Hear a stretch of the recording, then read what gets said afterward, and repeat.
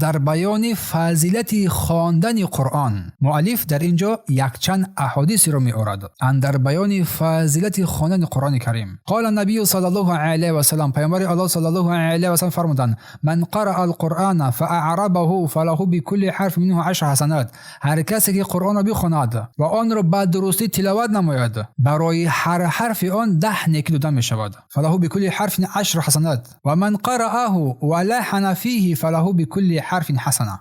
و هر کسی که این قرآن با لغزش بخواند، با خطاگی ها ده، برای او یک نیکی، یک حسنه داده می شود. حدیث صحیح. این حدیث طبرانی در اوسط روایت کردند. و از عبدالله ابن مسعود رضی الله عنه روایت است که رسول الله صلی الله علیه و آله فرمودند: هر کس قرآن را بخواند و آن را درست تلاوت کند، برای او 10 نیکی داده می شود و کفاره 10 گناهش می گردد و او را 10 درجه بالا می برد. اما علما گفتند که سند این حدیث ضعیف است، نه که صحیح نیست.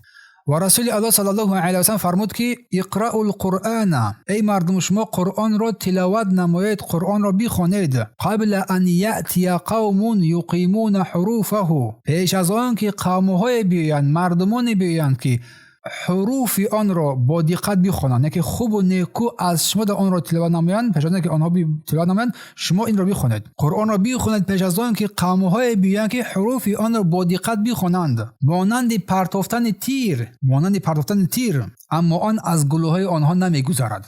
تلاوت قرآن از گلوهای آنها نمیگذرد و آنها پاداش خود را با شتاب میطلبند و آن را موقوف نمیگذارند، که وقفش نمیگذارند برای آینده خودشان را. در این دنیا میخوان آن را، حاصل آن را به دست بیارند. این حدیث احمد در مسند و ابی داود در سنن از جابر رضی الله عنه روایت کرده است. و در مورد فضیلت تلاوت قرآن احادیث زیاد آمدگی است که این جایش نیست. از سهل ابن سعد، از انس بن مالک رضی الله عنهم احادیث زیاد در مسند احمد روایت شده است. بارک الله فیکم.